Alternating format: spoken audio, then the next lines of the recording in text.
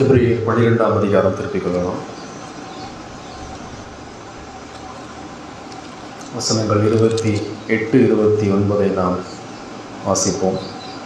ஆதலால் அசைவில்லாத ராஜ்யத்தை பெறுகிறவர்களாகிய நாம் பயத்தோடும் பக்தியோடும் தேவனுக்கு பிரியமாய் ஆராதனை செய்யும்படி கிருபையை பற்றி கொள்ள கடவும் நம்முடைய தேவன் பட்சிக்கிற அக்கினியாக இருக்கிறார். ஜெபிக்கலாம். மகா பரிசுத்தமுள்ள தேவனே, இப்பொழுது நாங்கள் உங்களுடைய வேத வார்த்தை சிந்திக்க கொண்டிருக்கிறோம். நீ தமது பரிசுத்த ஆவியினரை கொண்டு கர்த்தர் பேசும். உடைய வேதம் அதிகாரம் உள்ளது, குறைவற்றது, தெளிவானது, போதுமானது, வல்லமையானது. உம்முடைய குமாரனாக இயேசு கிறிஸ்துவை நீர் மகிமைப்படுத்தும். சிலுவையில் அறையப்பட்ட இயேசு கிறிஸ்து உயர்ந்திருக்கட்டும்.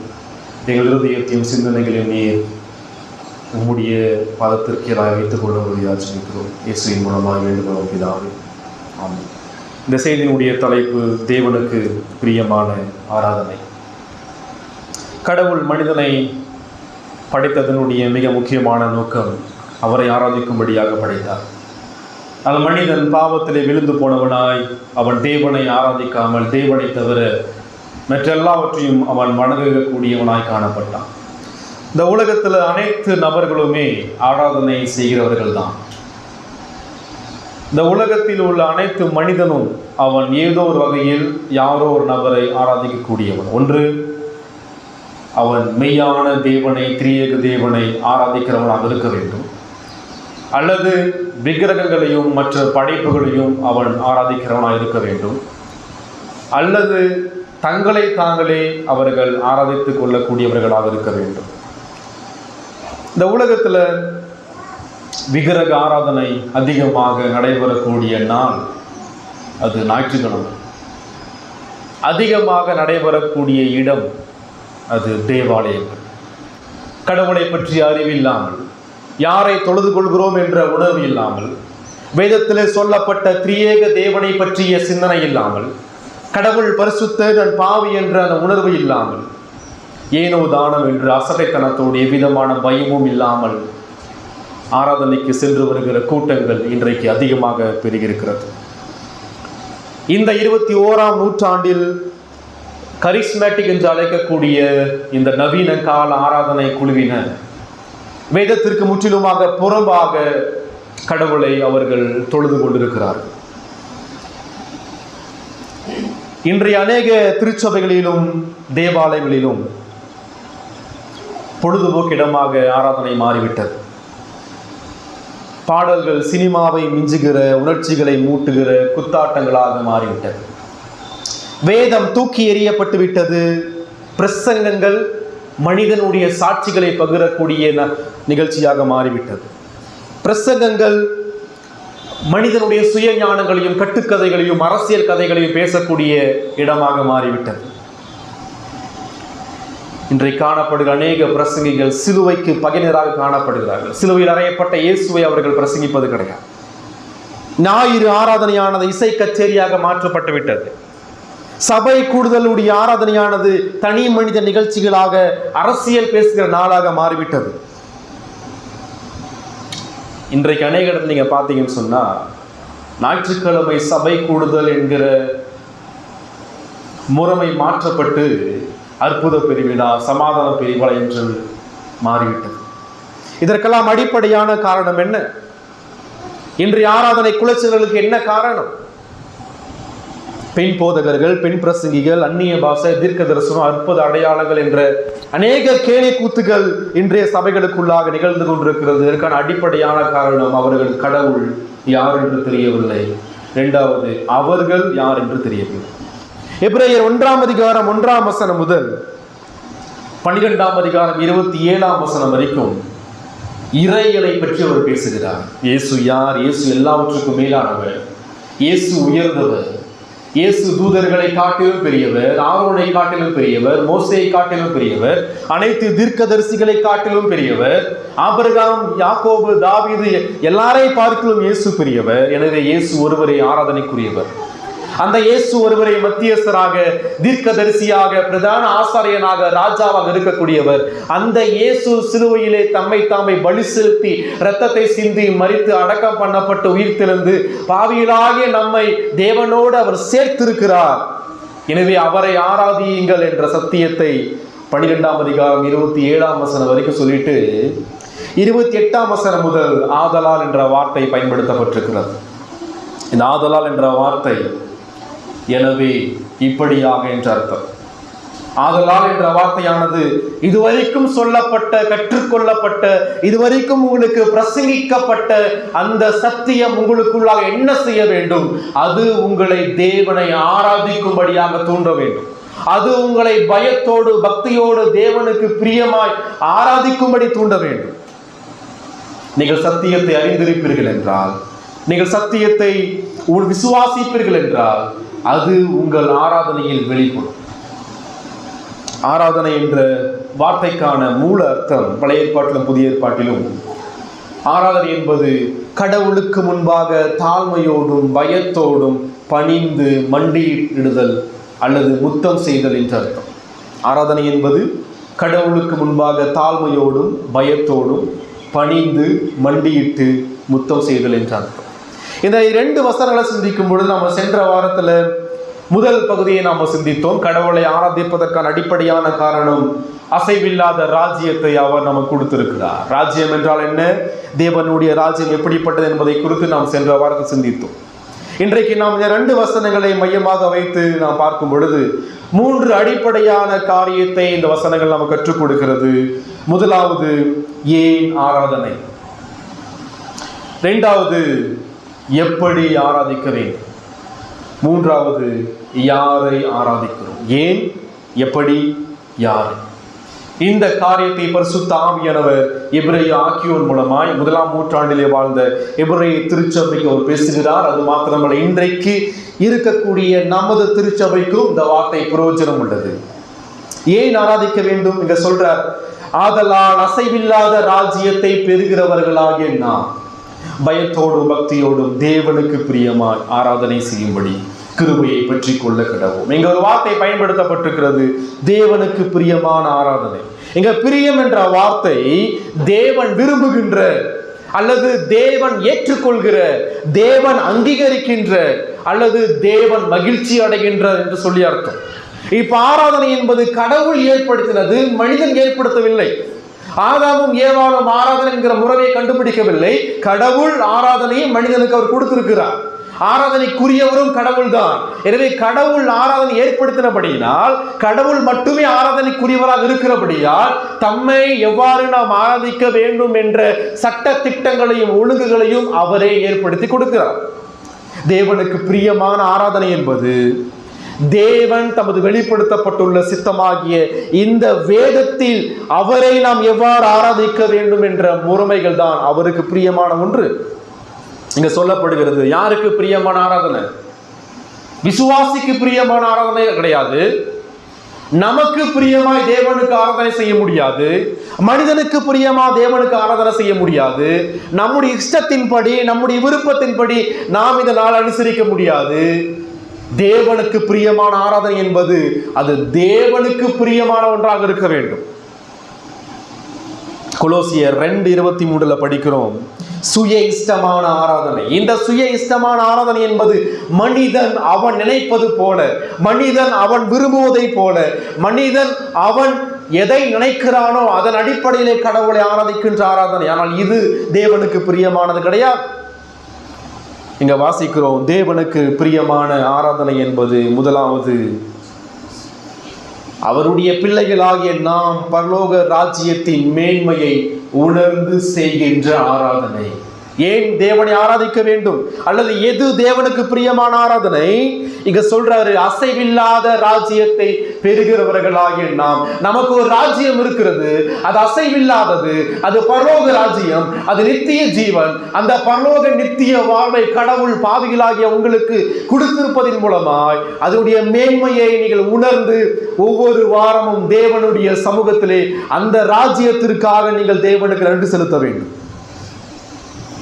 இங்க வாசிக்கிறோம், அந்த ராஜ்யத்தை பெறுகிறவர்களாகிய நாம். அந்த பரலோக ராஜ்யத்தை நாம அடையவில்லை, அந்த பரலோக ராஜ்யத்தை நாம் நம்முடைய சொந்த முயற்சியின் மூலமாய், நம்முடைய சொந்த நற்கிரியைகள் மூலமாய் அந்த பரலோகத்தை அடையவில்லை. இங்க வாசிக்கிறோம், பரலோக ராஜ்யத்தை நாம் பெற்றுக்கொள்கிறோம் என்றால், நித்திய ஜீவனை நாம் பெற்றுக்கொள்கிறோம் என்றால், யாரோ ஒருவர் நமக்கு அதை கொடுக்கிறார் என்ற அர்த்தம். இப்ப அந்த நித்திய வாழ்வை, ரட்சிப்பை, அந்த பரலோக ராஜ்யத்தை கடவுள் நமக்கு கொடுக்காமல் நாம நமது சொந்த முயற்சியின் மூலமாய் நாம் பெற்றுக்கொள்ள முடியாது. இப்ப ஆராதனையிலே நம்ம சிந்திக்கக்கூடிய விஷயம் என்னன்னு சொன்னா, அக்கிரமத்திலும் பாவத்திலும் மரித்த நிலையிலே காணப்பட்ட தேவ கோபத்திற்கு கீழாக நித்திய நரகத்தை நோக்கி ஓடிக்கொண்டிருந்த பாவிகளாகிய உங்களையும் என்னையும் தேவன் தம்முடைய கிருபையின் மூலமாய் ரட்சித்து அந்த நித்தியமான வாழ்க்கையை இருதயத்திலே முத்திரை செய்திருக்கிறார். அதற்காக நாம் கடவுளை ஆராதிக்க வேண்டும் என்ற உணர்வு உங்களிடம் காணப்பட வேண்டும். வேதம் அநேக காரியத்தை சொல்கிறது. தேவனை நாம் ஏன் ஆராதிக்க வேண்டும் என்றால், அவர் படைத்தவர், அவர் பராமரிக்கிறவர், அவர் நம்மை மீட்டிருக்கிறார். அதே போல ரட்சிப்பின் படிமுறைகளை நமக்கு அவர் கற்பித்து நாம் எவ்வாறு ரட்சிக்கப்பட்டிருக்கிறோம் என்ற ரட்சிப்பின் சத்தியத்தில் நம்மை வைத்திருக்கிறார். அவர் தம்முடைய இரக்கத்தின் மூலமாய் நம்மை முன்னறிந்தார், தம்முடைய இரக்கத்தின் மூலமாய் நம்மை தெரிந்து கொண்டார், நம்மை அழைத்தார், நமக்கு மனமாற்றத்தை கொடுத்தார், நம்மை நீதிமானாக்கினார், நம்மை பிதாவோடு ஒப்புரவாக்கினார், அப்பா பிதாவே என்று கூப்பிடப்படுகிற புத்திர சுவிகாரத்தை நமக்கு கொடுத்திருக்கிறார், நம்மை பரிசுத்தப்படுத்தினார், நம்மை மகிமைப்படுத்தியும் இருக்கிறார். எனவே நாம் அவருக்கு நன்றிகளை செலுத்த வேண்டும். இந்த பரலோக ராஜ்யத்தை நாம் பெற்றுக்கொள்வதற்கு தகுதியற்றவர்கள். ஆனா சொல்ற ராஜ்யத்தை பெறுகிறவர்களாகிய நாம் என்றால் அந்த நாம் என்ற வார்த்தை எல்லோரையும் குறிக்கவில்லை. அந்த நாம் என்ற வார்த்தை கிறிஸ்து யாரை பிதாவிடம் சேர்த்திருக்கிறாரோ அவர்களை குறிக்கிறது. இந்த நாம் என்ற வார்த்தை எல்லோரையும் குறிக்கவில்லை. உலகம் உண்டாவதற்கு முன்பாக பிதாவாகிய தேவன் கிறிஸ்துவுக்குள் யாரையெல்லாம் முன்னரில் தெரிந்து கொண்டார்களோ அவர்களை இந்த வார்த்தை குறிக்கிறது. இப்ப யாரை கடவுள் தெரிந்து கொண்டாரோ, யாரை கிறிஸ்து ரத்தத்தை சிந்தி மீட்டிருக்கிறாரோ, யாருக்குள் ஆவியானவர் வாசமாக இருக்கிறாரோ, யார் மறுபடியும் அடைந்திருக்கிறார்களோ அவர்கள் மாத்திரமே தேவனுக்கு பிரியமாய் ஆராதனை செய்ய முடியும். நாம் இந்த பரலோக வாழ்வை அடைவதற்கு எல்லளவும் தகுதியற்றவர்கள். காரணம் வேதம் சொல்கிறது, எல்லாரும் பாவம் செய்து தேவனுடைய மகிமை அற்றவர்கள் ஆனார்கள். ஒருவனும் தேவனுடைய ராஜ்யத்தை சுதந்தரித்துக் கொள்ள முடியாது. எந்த பாவியும் பரிசுத்தமான தேவனுடைய சன்னிதானத்திலே வாழ முடியாது. நாம் எல்லாரும் எதற்கு செல்லக்கூடியவர்கள்? நித்தியமான நரகத்தை நோக்கி செல்லக்கூடியவர்கள். மனிதனாகிய நாம் இயல்பிலேயே பரலோகத்தை விரும்பாதவர்கள். மனிதர்களாகிய நாம் இயல்பிலேயே நரகத்தை விரும்பி நரகம் மூடப்படுவதற்குள்ளாக வேகமாக ஓட வேண்டும் என்று ஓடிக்கொண்டிருக்கிறவர்கள். இப்படிப்பட்ட நிலையிலே காணப்பட்ட நம்மை யார் பரலோக ராஜ்யத்தில் கொண்டு போய் சேர்த்தது? தேவனோ இரக்கத்தில் ஐஸ்வர்யம் உள்ளவராய் தம்முடைய குமாரனாகிய கிறிஸ்துவின் ரத்தத்தின் மூலமாய் பாவ மன்னிப்பாகிய மீட்பை நமக்கு கொடுத்து தமது ராஜ்யத்திற்கு அவர் உட்படுத்தினார்.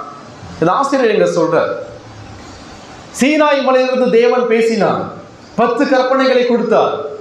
அதற்கு செவி கொடுக்காக தப்பி போகாமல் இருக்கும் பொழுது தேவனுடைய வலது பரிசத்திலிருந்து ஆண்டவராக இயேசு கிறிஸ்து தம்முடைய வேதத்தின் மூலமாய் ஆவியானவரை கொண்டு பிரசங்கத்தின் ஊடாக அந்த நியாயப்பிரமாணத்தின் சாபத்திலிருந்து தப்பித்துக் கொள்ளும்படியான வழியை சுவிசேஷத்தை கொண்டு பேசுகிறார். இப்ப அந்த சுவிசேஷத்திற்கும் நீங்க செவி கொடுக்கவில்லை என்றால் தேவ கோபத்திலிருந்து எப்படி தப்பித்துக் கொள்ள முடியும்? அவர் சொல்றாரு, இன்னும் ஒரு தரம் நான் வானத்தையும் பூமியும் அசைய பண்ண போகிறேன். எவ்வாறு சீனாய் மலை அசைந்ததோ அதே போல இன்னொரு முறை முழு உலகம் அசைய போகிறது. அந்த நிகழ்ச்சி கிறிஸ்துவுடைய 2ஆம் வருகை. கிறிஸ்து மீண்டும் வரப்போகிறார். தேவனுடைய வலது வாசலில் வீற்றிருக்கிற ஆண்டவராக இயேசு கிறிஸ்து மீண்டும் உலகத்திற்கு ராஜாவாக நியாயாதிபதியாக வரப்போகிறார். நீங்களும் நானும் அவருக்கு முன்பாக ஒரு நாள் நிற்க வேண்டும், கணக்கு ஒப்புவிக்க வேண்டும். எனவே நீங்கள் தேவனுக்கு பிரியமாய் ஆராதனை செய்ய வேண்டும். உங்களுடைய ஆராதனை நியாய தீர்ப்போடு தொடர்புடையது. நீங்கள் உலகத்திலே வாழும் பொழுது செய்த ஒவ்வொரு ஆராதனைக்கும் கிறிஸ்துவுக்கு முன்பாக நீங்கள் கணக்கு ஒப்புவிக்க வேண்டும். இந்த உலகத்தில் வாழக்கூடிய வாழ்க்கை 70 வருஷம், பலத்தினுடைய மிகுதியாக 80 வருஷமாக இருந்தாலும் நித்தியமான எல்லை இல்லாத வாழ்க்கையை நாம் பரலோகத்தான் கழிக்க போகிறோம். இந்த உலகத்தினுடைய பாடுகள் அந்த நித்திய பரலோகத்தினுடைய மேன்மைகளுக்கு சமமானது கிடையாது. எனவேதான் உபத்திரப்படுகிற இந்த எபிரேய விசுவாசிகளை தேவன் பரலோக ராஜ்யத்தினுடைய மேன்மையை அவர் காண்பித்து ஆறுதல் படுத்துகிறார். நீங்கள் ரோம அரசாங்கத்திற்கு பயப்படுகிறீர்கள், உபத்திரவங்களுக்கும் பாடுகளுக்கும் பயப்படுகிறீர்கள், இந்த உலகத்தினுடைய நிந்தனைகளுக்கு பயப்படுகிறீர்கள். ஆனால் நீங்கள் உங்கள் ஆத்மா ஒரு நாள் எவ்விதமான உபத்திரமும் பாடுகளும் பாவமும் இல்லாத ஒரு வாழ்க்கையை, நித்திய வாழ்க்கையில் நீங்கள் வாழப் போகிறீர்கள், அதை நோக்கி ஓடுங்கள் என்ற சத்தியத்தை இங்க அவர் பேசுகிறார். யாரால் தேவனுக்கு பிரியமாய் ஆராதனை செய்ய முடியும்? அந்த நித்திய பரலோகத்தின் மேன்மையை உணர்ந்தவர்களால் மாத்திரமே. யாரால் நித்திய பரலோகத்தின் மேன்மை உணர முடியும்? பரலோக ராஜ்யத்தினுடைய மகத்துவத்தையும் அதன் பேரின்பத்தையும் நீங்கள் உணர வேண்டும் என்றால் அதற்கு முன்பாக நரகத்தினுடைய பயங்கரத்தையும் அதனுடைய கொடூரத்தையும் வேதத்தின் ஊடாக அதனுடைய வலியையும் வேதனையும் நீங்கள் கண்ணார கண்டால் மாத்திரம்தான் நீங்கள் பரலோகத்தினுடைய மேன்மையை அறிய முடியும். நரகத்தை பற்றி அறிவில்லாத, நரகத்தின் மீதான பயமும் நடுக்கமும் இல்லாத எந்த நபராலும் பரலோகத்தின் மேன்மை அறிய முடியாது. பரலோகத்தின் மேன்மை உணராத எந்த நபராலும் ஒவ்வொரு வாரமும் கடவுளுடைய பாதத்திலே வந்து அவரை ஆராதிக்க முடியாது. இரண்டாவது நாம் வாசிக்கும் பொழுது எப்படி ஆராதிக்க வேண்டும் என்ற காரியத்தை அவர் கற்றுக் கொடுக்கிறார். அசைவில்லாத ராஜ்யத்தை பெறுகிறவர்களாகிய நாம் பயத்தோடும் பக்தியோடும் தேவனுக்கு பிரியமாய் ஆராதனை செய்யும்படி கிருபையை பற்றி கொள்ள கடவும். நாம் பயத்தோடும் பக்தியோடும், நாம் என்ற வார்த்தை முன்பு சொன்னது போல அசைவில்லாத ராஜ்யத்தை பெறுகிறவர்களாகிய நாம், கிறிஸ்துவின் இரத்தத்தினாலே பிதாவிடம் சேர்க்கப்பட்டவர்களாகிய நாம், ரட்சிக்கப்பட்ட மீட்கப்பட்ட நாம் எவ்வாறு கடவுளை ஆராதிக்க வேண்டும்? பயத்தோடும் பக்தியோடும் ஆராதிக்க வேண்டும். இன்றைக்கு இந்த நவீன கால ஆராதனைகளை பின்பற்றுகிற கரிஸ்மேட்டிக் குழுவினர் சொல்கிற விஷயம், கடவுளினுடைய பிதாவாக இருக்கிறார், எனவே நான் அவருடைய சன்னிதானத்திலே மகிழ்ச்சியோடு ஆராதிப்பேன். நான் பயத்தோடு அவர் அணுக வேண்டிய அவசியம் இல்லை. நான் ரட்சிக்கப்பட்டிருக்கிறேன், நான் நடுக்கத்தோடு அவர் ஆராதிக்க வேண்டிய அவசியம் இல்லை. நான் ஆடலோடு பாடலோடு நடனமாடி கடவுளை ஆராதிப்பேன். இதுதான் அவர்கள் சொல்கிற காரியம். ஆனால் வேதம் சொல்கிறது, நீங்கள் ரட்சிக்கப்பட்டதனுடைய அடையாளம், நீங்கள் பிதாவினுடைய பிள்ளைகளாக இருப்பதற்கான அடையாளம் ஆடலும் பாடலும் குத்தாட்டமும் கிடையாது, பயமும் பக்தியோடு செய்கிற ஆராதனை தான். இங்க ரெண்டு வார்த்தை பயன்படுத்தப்பட்டிருக்கிறது. ஒன்று பயம், இரண்டாவது பக்தி. பயம் என்ற வார்த்தைக்கான இங்க மூல அர்த்தம் அதிக மரியாதையோடும் கனத்தோடும் நடுக்கத்தோடும் என்ற அர்த்தம். அதிக மரியாதை, கனம், நடுக்கம். பக்தி என்ற வார்த்தையானது ஆச்சரியத்தோடும் வியப்போடும் தேவனுடைய மகத்துவங்களை படைப்பிலும் பராமரிப்பிலும் மீட்பிலும் காணுதல். பயம் என்றால் அதிக மரியாதை, கனம், நடுக்கம். பக்தி என்றால் ஆச்சரியம், வியப்பு, தேவனுடைய மகத்துவங்கள் மீதான ஆழ்ந்த உணர்வு. எனவே ஒரு விசுவாசி தேவனுடைய சன்னிதானத்திலே அவரை ஆராதிக்க வரும் பொழுது கடவுளை பற்றிய மரியாதையோடும் கடவுள் மீதான கனத்தோடும் அந்த பரிசுத்த தேவன் மீதான நடுக்கத்தோடும் அந்த கடவுளுடைய மகத்துவங்களை படைப்பிலும் பராமரிப்பிலும் மீட்பிலும் கண்டு வியப்படைந்தவர்களாக அவரை ஆராதிக்க வேண்டும். எப்பொழுது நாம் வியப்படைய முடியும்? எப்பொழுது தேவனை பற்றி நாம் ஆச்சரியப்பட முடியும்? நீங்கள் ஆராதிக்கிற உங்கள் ஆராதனையிலே உங்கள் இருதயம் தேவனுடைய ஆச்சரியங்களால் நிறைந்திருக்கிறதா? கடவுள் இந்த அளவுக்கு பெரியவரா, கடவுள் இந்த அளவுக்கு பரிசுத்தமானவரா, கடவுள் இந்த அளவுக்கு வல்லமையானவரா என்ற மகத்துவங்களும் வியப்புகளும் உங்கள் இருதயத்தை நிரப்பி இருக்கிறதா? கடினம் உள்ள இருதயம், மறுபரப்படையாத இருதயம், அவிசுவாசம் உள்ள இருதயம் ஒருபோதும் தேவனுக்கு முன்பாக நடுங்காது. கடினம் உள்ள இருதயமும் செத்துப்போன இருதயமும் ஒருபோதும் தேவனுடைய மகத்துவங்களை அறியாது. கடினம் உள்ள இருதயமும் குருடாக்கப்பட்ட கண்களும் ஒருபோதும் பரிசுத்த தேவனுடைய மகத்துவத்தை பார்க்காது. ஒரு சில வசனங்களை வாசியுங்கள். யாத்ராகமம் 14ஆம் அதிகாரம் 31ஆம் வசனம். யாத்ராகமம் 14ஆம் அதிகாரம் 31ஆம் வசனம். கர்த்தர் எகிப்தியரில் செய்த அந்த மகத்தான கிரியையை இஸ்ரவேலர் கண்டார்கள். அப்பொழுது ஜனங்கள் கர்த்தருக்கு பயந்து. இங்கே எவ்வாறு பயம் வருகிறது? கர்த்தருக்கு பயப்பட வேண்டும் என்றால் அதற்கு முன்பாக அவர்கள் தேவனுடைய மகத்துவங்களை பார்க்கிறார்கள். எங்கு பார்த்தார்கள்? செங்கடலை கடவுள் பிளக்கும் பொழுது அதில் தேவனுடைய மகத்துவத்தை நேரில் பார்த்தார்கள். அந்த மகத்துவத்தை பார்த்த அவர்களுக்குள்ளாக அடுத்து ஏற்பட்ட மாற்றம், அவர்கள் தேவனுக்கு பயந்தார்கள். யாத்ராகமம் 15ஆம் அதிகாரம் 11ஆம் வசனம். கர்த்தாவே, தேவர்களில் உமக்கு ஒப்பானவர் யார்? பரிசுத்தத்தில் மகத்துவம் உள்ளவரும் துதிகளில் பயப்படத்தக்கவரும் அற்புதங்களை செய்கிறவரும் ஆகிய உமக்கு ஒப்பானவர் யார்? இங்கே எவ்வாறு பயம் வருகிறது, இங்கே எவ்வாறு தேவ பயம் நம்மை ஆளுகை செய்கிறது? அதற்கு முன்பாக பரிசுத்தமுள்ள தேவனுடைய மகத்துவத்தை பார்க்கிறார்கள். பரிசுத்தமுள்ள தேவனுடைய மகத்துவத்தை பார்த்தால் மட்டும்தான் அவருக்கு பயப்படுகிற பயம் நமக்குள்ளாக வரும். சங்கீதம் 2:11 சொல்கிறது, பயத்துடனே கர்த்தரை சேவியுங்கள், நடுக்கத்துடனே களி கூறுங்கள். சங்கீதம் 89ஆம் சங்கீதம் 7ஆம் வசனம் இவ்வாறு கூறுகிறது, தேவன் பரிசுத்தவான்களுடைய ஆலோசனை சபையில் மிகவும் பயப்படத்தக்கவர். எங்கு பயப்படத்தக்கவர்? பரிசுத்தவான்களுடைய ஆலோசனை சபையில். ரட்சிக்கப்பட்ட தேவனுடைய பிள்ளையாக இருக்கக்கூடிய, தேவனை பிதாவாக தொழுது கொள்ளக்கூடிய சபையில் தேவன் மிகவும், அந்த மிகவும் என்ற வார்த்தை மிக அவசியமானது. அவர் மிக மிக மிக பயப்படத்தக்கவர்.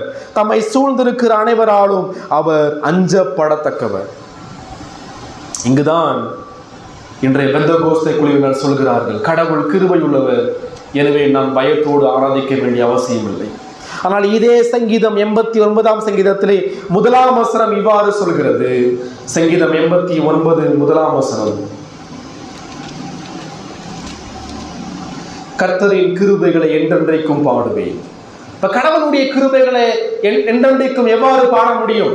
தேவனுடைய கிருபையை உணர்ந்த ஒரு மனிதன் என்ன செய்வான்?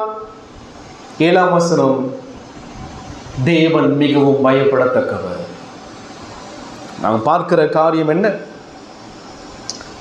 பயமும் பக்தியோடு நாம் தேவனை தொழுது கொள்ள வேண்டும் என்றால் அவருடைய மகத்துவங்களை கண்ணார வேதத்தின் ஊடாக பராமரிப்பிலும் வரலாற்றிலும் பார்த்தவர்களாக அவருக்கு முன்பாக மரியாதையோடும் கனத்தோடும் நடுக்கத்தோடும் செலுத்துகிற ஆராதனையே தேவனுக்கு பிரியமான ஆராதனை. அந்த பயத்தோடும் நடுக்கத்தோடும் செலுத்தக்கூடிய ஆராதனையானது எங்கிருந்து வருகிறது? தேவனுடைய கிருபையிலிருந்து வருகிறது. 12:28 படிக்கும் பொழுது, நம் கிருபையை பற்றி கொள்ள கடவோம். ஏன் கிருபையை பற்றி கொள்ள கடவோம்? கிருபையில் தேவன் நமக்கு காண்பித்த அந்த ரட்சிப்பின் மேன்மைகளை சிந்திக்கும் பொழுது அங்கு அந்த கிருபை எண்ணத்தை நமக்கு உண்டாக்குகிறது, பயத்தையும் பக்தியையும் நமக்கு உண்டாக்குறது. கிருபையை வேதபூர்வமாக அறிந்த ஒரு விசுவாசியால் மாத்திரமே கடவுளை பக்தியோடும் பயத்தோடும் ஆராதிக்க முடியும். மாறாக கிருபை கிருபை என்று பேசிக்கொண்டு அந்த கடவுளுக்கு முன்பாக ஆராதனையிலே ஆடி பாடி நடனமாடி இறைச்சலுள்ள சத்தத்தோடு பாடல்களை பாடி அவரை ஆராதிக்க முடியாது. மெய்யான கிருபை மெய்யான ஆராதனைக்கு நேராக உங்களை வழிநடத்தும். நாம் ஆராதிக்கிற அந்த ஆராதனையானது தேவனுக்கு பிரியமானது. தேவனுக்கு எது பிரியம்? வேதம் சொல்லுகிறது, தேவனுக்கு பிரியமானது அவருடைய வார்த்தை. சகல பிரஸ்தாபத்தை பார்க்கிறோம், அவர் தமது வார்த்தையை மகிமைப்படுத்தி இருக்கிறார். தேவனுக்கு எது பிரியமானது? பிதாவாகிய தேவன் சொல்றார், இவர் என்னுடைய நேசகுமாரன், இவர் மீது பிரியமாக இருக்கிறேன். எனவே தேவனுக்கு பிரியமான ஆராதனை என்பது தேவனுக்கு பிரியமான வேதத்திலிருந்தும் தேவனுக்கு பிரியமான அவருடைய குமாரனை பற்றி விசுவாசத்தை கொண்டும் ஏற்படுகிறதாக இருக்க வேண்டும்.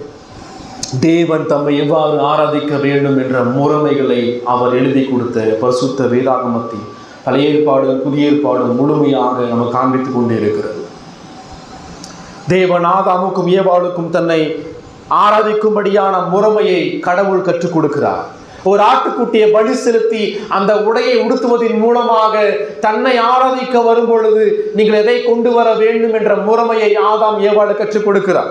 அந்த ஆதாமும் ஏவாளும் தங்கள் பிள்ளைகளாக இருக்கக்கூடிய ஆபேலுக்கும் காயினுக்கும் கற்றுக் கொடுக்கிறார்கள். 11ஆம் அதிகாரம் 4ஆம் வசனத்தை படிக்கும் பொழுது, விசுவாசத்தினாலே ஆபேல் மேன்மையான பலிகளை தேவனுக்கு செலுத்தினார். விசுவாசத்தின் மூலமாக ஆபேல் தேவனுக்கு கடவுளுக்கு பிரியமான ஆராதனையை அவன் செலுத்தினான்.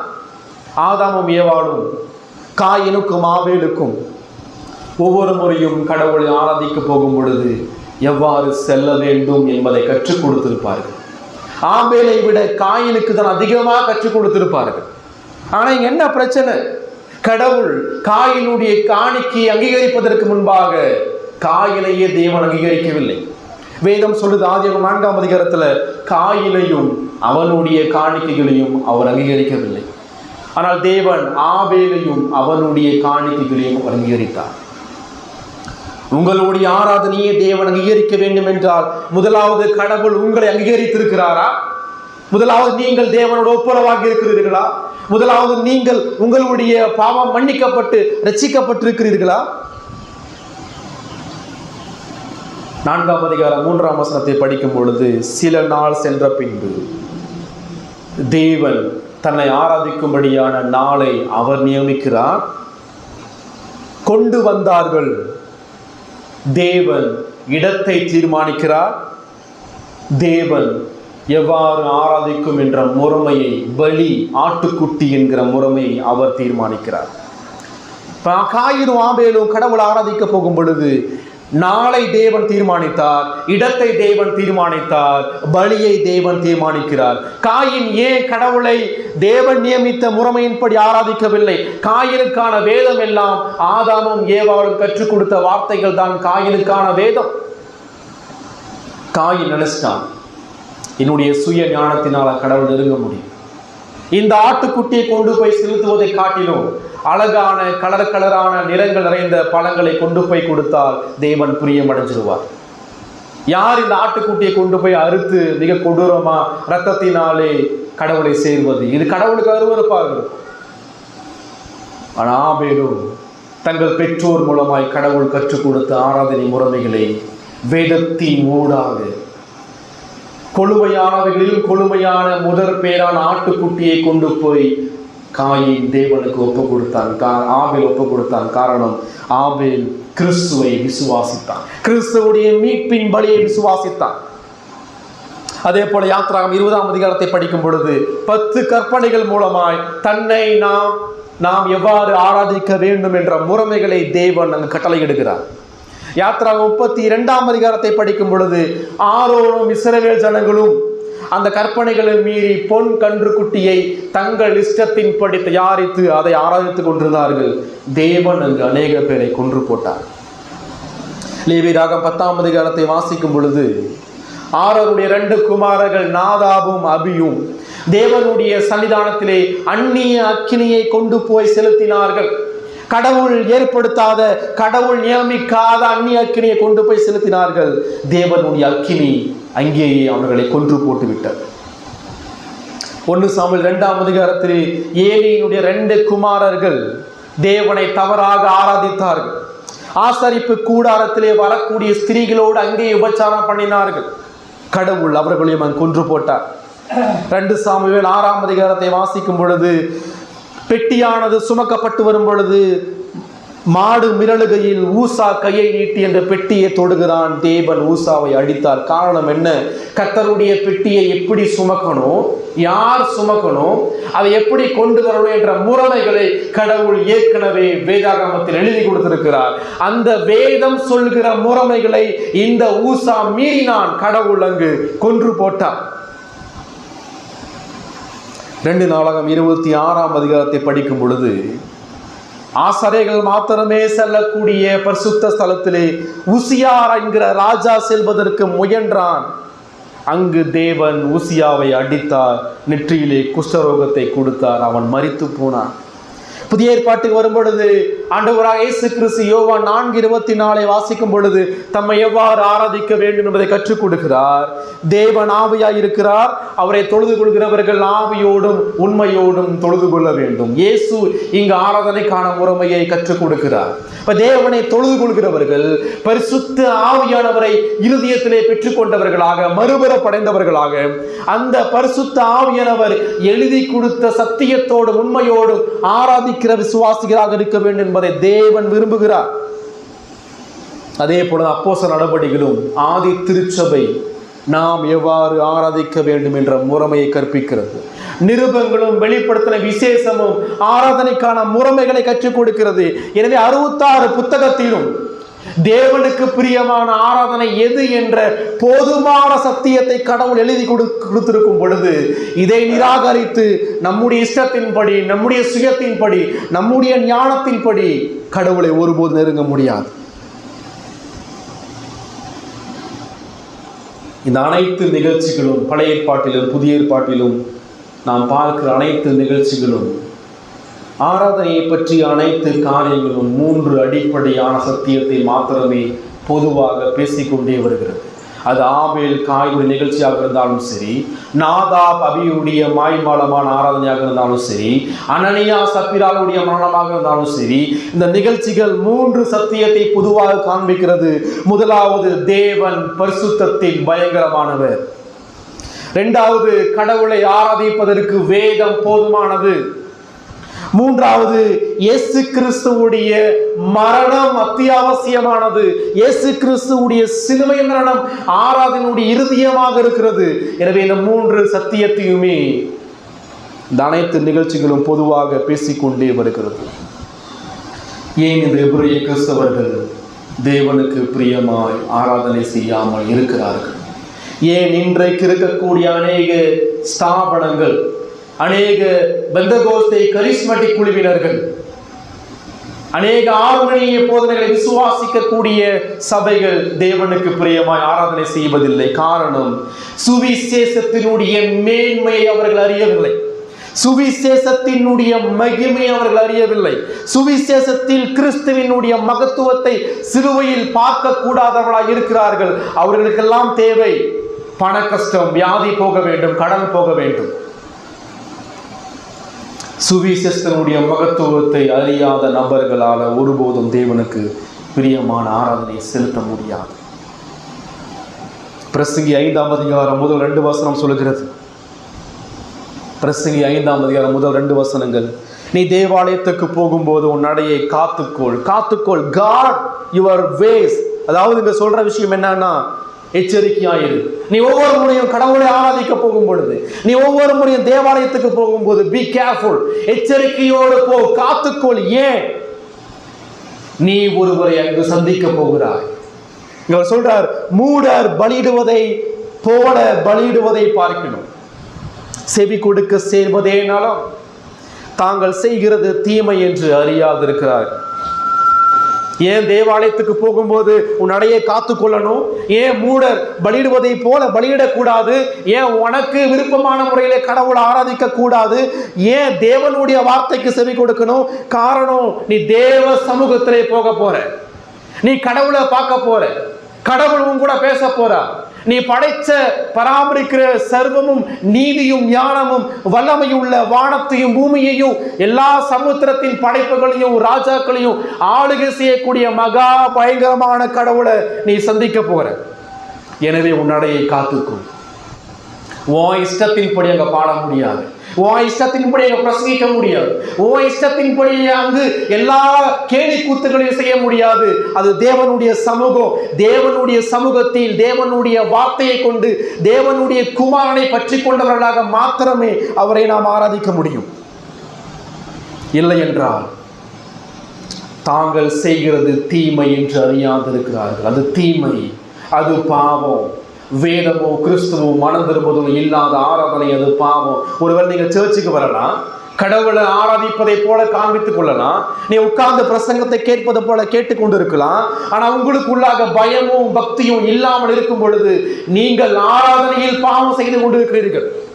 நீங்கள் கடவுளை தவறாக ஆராதிக்கின்ற கொடிய பாவத்தை செய்து கொண்டிருக்கிறீர்கள். நீங்கள் தேவனுடைய மகிமையை சபைக்குள் இருந்து நேரடியாக தாக்கிக் கொண்டிருக்கிறீர்கள். அது ஆபத்தானது. பயமுள்ள ஆத்துமா பயத்தோடு ஆராதிக்கும், பயமுள்ள ஆத்துமா பயத்தோடு பிரசங்கிக்கும், பயமுள்ள ஆத்துமா பயத்தோடு பாடும், பயத்தோடு ஜெபிக்கும், பயத்தோடு வேதத்தை பார்க்கும், பயத்தோடு வேதத்தை கேட்கும், பயத்தோடு காணிக்கைகளை செலுத்தும், பயத்தோடு திருப்பந்தியிலே பங்கு பெறும். வேதத்தில் வரலாற்றிலே பார்க்கும் பொழுது தேவனுடைய மகத்துவங்களையும் மகிமையும் பார்த்த பரிசுத்தவான்களுடைய நிலைமை என்ன? யாக்கோபு தேவனை தரிசிக்கும் பொழுது யாக்கோபு சொல்றார், இது மகா பயங்கரமான இடம் என்று யாக்கோபு அங்கு அவர் பயப்படுகிறார். ஏசாயா 6ஆம் அதிகாரத்தை படிக்கும் பொழுது சேராபீன்கள் தேவனுடைய சிங்காசனத்திற்கு அருகில் வாழக்கூடிய தூதர்களாகிய அந்த சேராபீன்கள் தங்கள் முகத்தை மூடி தங்கள் கால்களை மூடி கொண்டிருக்கிறது. ஏன் அந்த தேவனுக்கு அருகில் வாழக்கூடிய அந்த சேராபீன்கள் தங்கள் முகத்தையும் கால்களையும் மூடி சேனைகளுடைய கர்த்தர் பரிசுத்தர் பரிசுத்தர் பரிசுத்தர் என்று ஆராதித்தது? அந்த சேராபீன்கள் கூட அந்த பரிசுத்தமான தெய்வ சமூகத்தில் நிற்பதற்கு நடுங்குகின்றனர். ஏசாயா பார்க்கிறார். ஏசாயா ஒரு தீர்க்கதரிசி. அந்த ஏசாயா அந்த காட்சியை பார்க்கும் பொழுது ஐயோ அதமானேன் என்று தன்னுடைய பாவத்தை அறிக்கை செய்து அங்கு அவன் நடுங்குகிறார். வெளிப்படுத்தின விசேஷத்தை படிக்கும் பொழுது அப்போஸ்தலனாகிய யோவான் உயிர்த்தெழுந்த கிறிஸ்துவை பார்க்கும் பொழுது செத்தவன் போல பாதத்திலே விழுந்து நடுங்கினான். பரலோக பரிசுத்த தூதர்களும் சேராபீன்களும் பரிசுத்த தீர்க்கதரிசிகளும் ராஜாக்களும் அந்த பரிசுத்த தேவனுடைய சமூகத்திலே துணிகரமாய் சேராதவர்களாய் இருக்கும் பொழுது நாம் எவ்வாறு தைரியத்தோடு அவரை ஆராதிக்க முடியும்? எவ்வாறு நடுக்கமும் பயமும் உணர்வும் மனம் திரும்புதலும் இல்லாமல் அவருடைய சமூகத்தை சேர முடியும்? 29ஆம் வசனத்தை நாம் படிக்கிறோம். ஏன் பயத்தோடு பக்தியோடு தேவனுக்கு பிரியமாய் ஆராதனை செய்ய வேண்டும்? காரணம் என்ன? நாம் யாரை ஆராதிக்கிறோம்? இங்க படிக்கிறோம், நம்முடைய தேவன் பட்சிக்கிற அக்கினியாக இருக்கிறார். நம்முடைய தேவன் பட்சிக்கிற அக்கினியாக இருக்கிறார். இந்த அக்கினி என்ற வார்த்தையை இந்த எபிரேய கிறிஸ்தவர்கள் கேட்கும் பொழுது அவங்க சிந்தனைகள்லாம் எங்க போகும் அப்படின்னா பழைய ஏற்பாட்டுக்கு போகும். ஏன்னா பழைய ஏற்பாட்டில் நான் வாசிக்கும் பொழுது ஒரு சில வசனங்கள் நீங்கள் குறித்து கொள்ளுங்கள். நான் வாசிக்கும் பொழுது கவனமாய் கேளுங்கள். யாத்ராகமம் 3ஆம் அதிகாரம் 2ஆம் வசனத்தை நாம் படிக்கும் பொழுது அங்கே கர்த்தருடைய தூதனானவர் ஒரு முட்செடியின் நடுவில் இருந்து உண்டான அக்கினி ஜுவாலையிலே நின்று அவனுக்கு தரிசனமானார். யாத்ராகமம் 24ஆம் அதிகாரம் 17ஆம் வசனத்தில் மலையின் கொடுமுடியிலே கர்த்தருடைய மகிமையின் காட்சி இஸ்ரவேல் புத்திரருடைய கண்களுக்கு பட்சிக்கிற அக்கினியை போல் இருந்தது. உபாகம் 4:23 நீங்கள் உங்கள் தேவனாகிய கர்த்தர் உங்களோடு பண்ணின உடன்படிக்கையை மறந்து உங்கள் தேவனாகிய கர்த்தர் வேண்டாம் என்று விலக்கின எவ்வித சாயலான விக்கிரகத்தையும் உங்களுக்கு உண்டாக்காதபடி எச்சரிக்கையாயிருங்கள். ஏன்? உங்கள் தேவன் பட்சிக்கிற அக்கினி, அவர் எரிச்சல் உள்ள தேவன். இங்க பட்சிக்கிற அக்கினியோடு எரிச்சல் உள்ள தேவன் என்ற குணாதிசயம் இணைக்கப்பட்டிருக்கிறது. இங்க மோசே சொல்றார், எந்த விக்கிரகத்தையும் வணங்கக்கூடாது, கடவுளை சரியா ஆராதிக்கணும். ஏன் அப்படின்னு சொன்னா அவர் பட்சிக்கிற அக்கினி. அவர் ஏன் பட்சிக்கிற அக்கினி? அவர் எரிச்சல் உள்ள தேவன். எரிச்சல் என்ற வார்த்தை மூல பாஷையில he is jealous God. அவர் வைராக்கியம் உள்ள கடவுள். அவர் ரொம்ப வைராக்கியம் பிடிச்சவர். எதன் மீது வைராக்கியம் உள்ளவர்? தம்முடைய ஆராதனையின் மீது வைராக்கியம் உள்ளவர். அவர் தம்மை விட்டு விட்டு இன்னொரு விக்கிரகத்தை வணங்குவதில் அவர் மிக கவனமாயிருக்கிறார். அல்லது தம்மை தவறாக ஆராதிப்பதில் அவர் வைராக்கியம் உள்ள கடவுளாக இருக்கிறார். எனவே உங்கள் ஆராதனையில் பயத்தோடு இருங்கள்.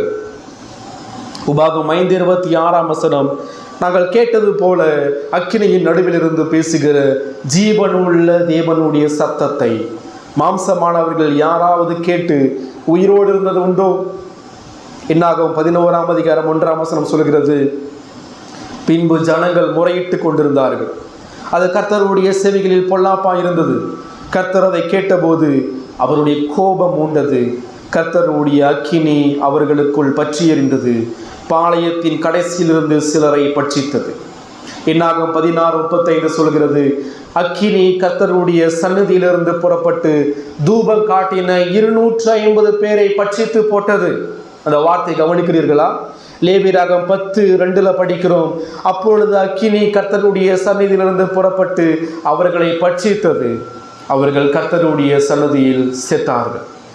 ஏசாயா 66:15, இதோ தம்முடைய கோபத்தை உக்கிரமாகவும் தம்முடைய கடிந்து கொள்ளுதலை அக்கினி ஜுவாலையாகவும் செலுத்த கர்த்தர் அக்கினியோடு வருவார். வெளிப்படுத்தல் 1ஆம் அதிகாரம் 14ஆம் வசனம், இயேசுவை பற்றி நாம் வாசிக்கிறோம். அவருடைய சிரசும் மயிரும் வெண்பஞ்சை போலவும் உறைந்த மலையை போலவும் வெண்மையாயிருந்தது. அவருடைய கண்கள் அக்கினி ஜுவாலையாய் இருந்தது.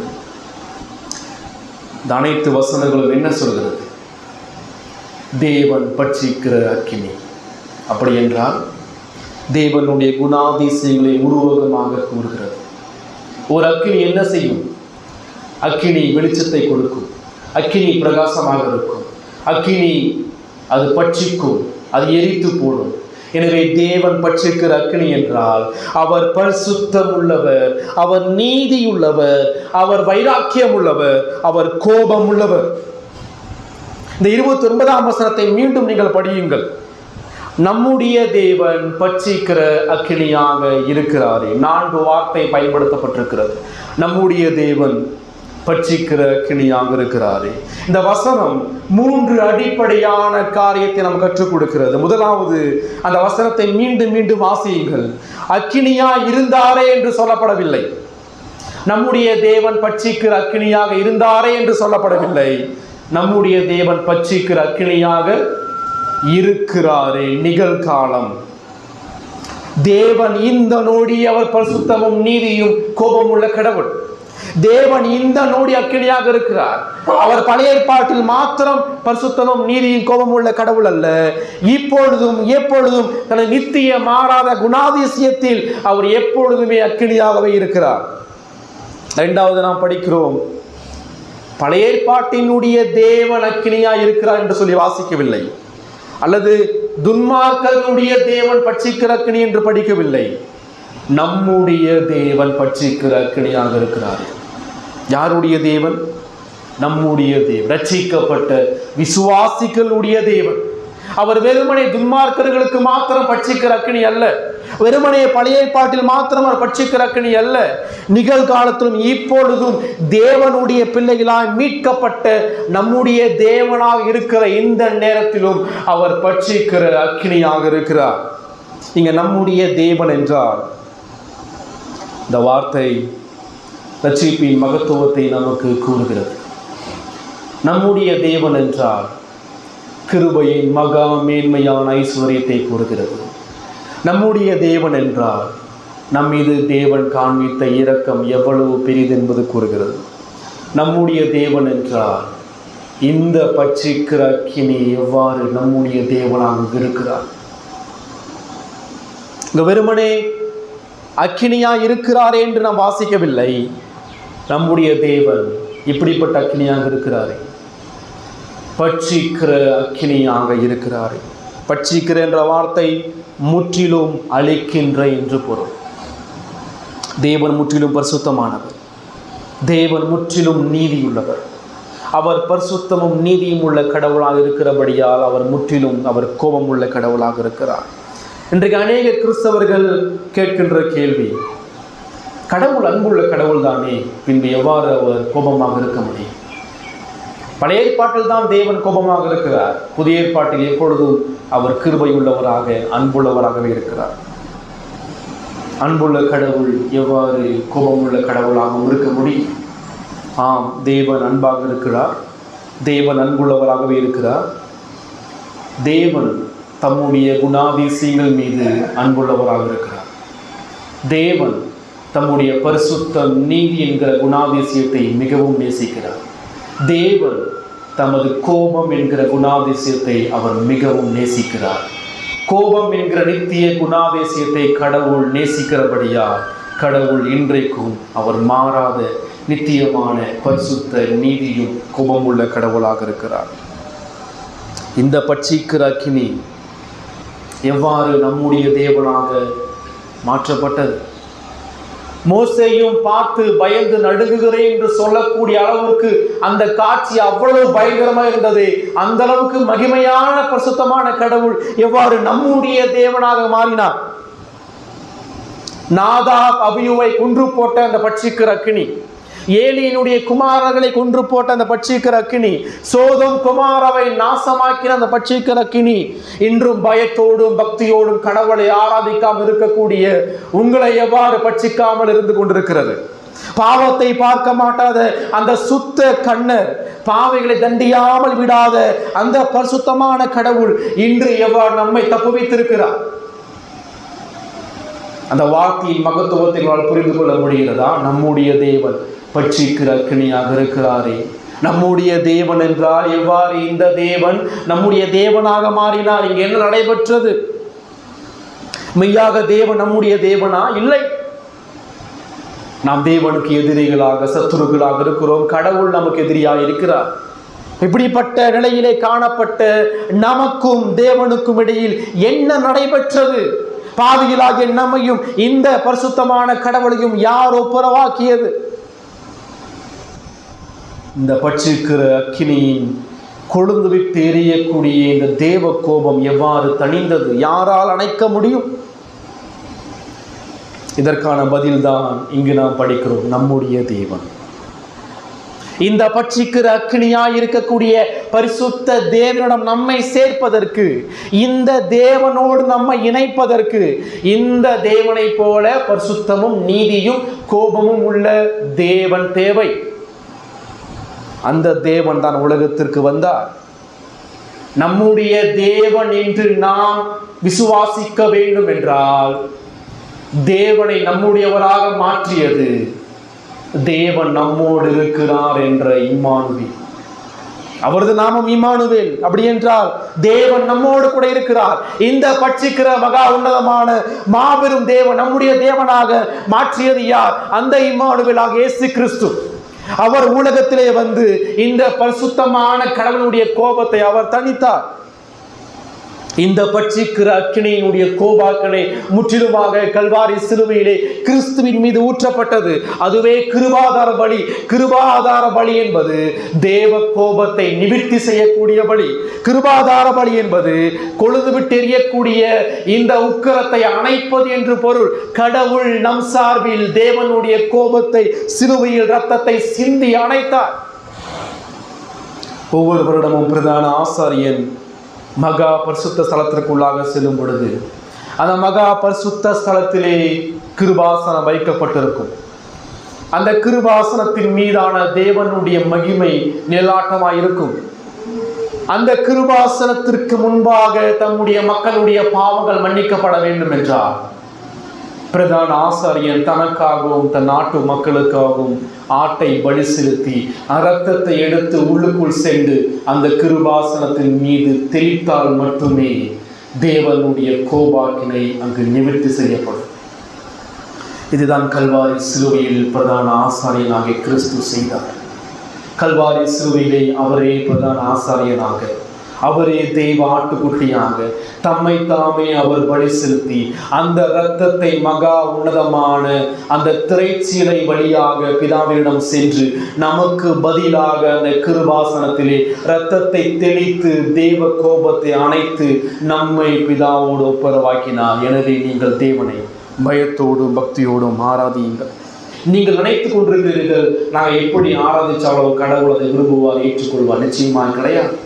கிறிஸ்துவனுடைய பரிந்து பேசல் மூலமாக மட்டுமே நீங்கள் தப்பித்துக் கொண்டிருக்கிறீர்கள்.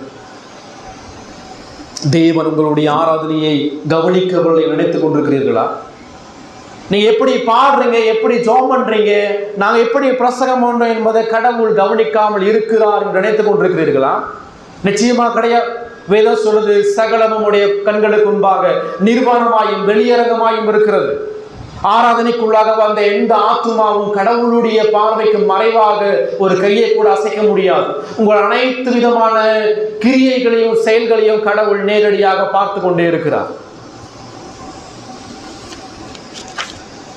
பரிசுத்த நாளையும் பரிசுத்த ஆராதனையும் பரிசுத்த பிரசங்க பகுதியையும் குலைச்சல் ஆக்குகிற, வேதத்தோடு விளையாடி கொண்டிருக்கிற, அசட்டைத்தனத்தோடு ஆராதனைக்கு சென்று எவ்விதமான உணர்வும் இல்லாமல் ஜடம் போல உட்கார்ந்து திரும்பி கொண்டிருக்கிற ஒவ்வொரு மனிதனையும் கிறிஸ்து நியாயத்திற்கு நியாயம் விசாரிப்பார்.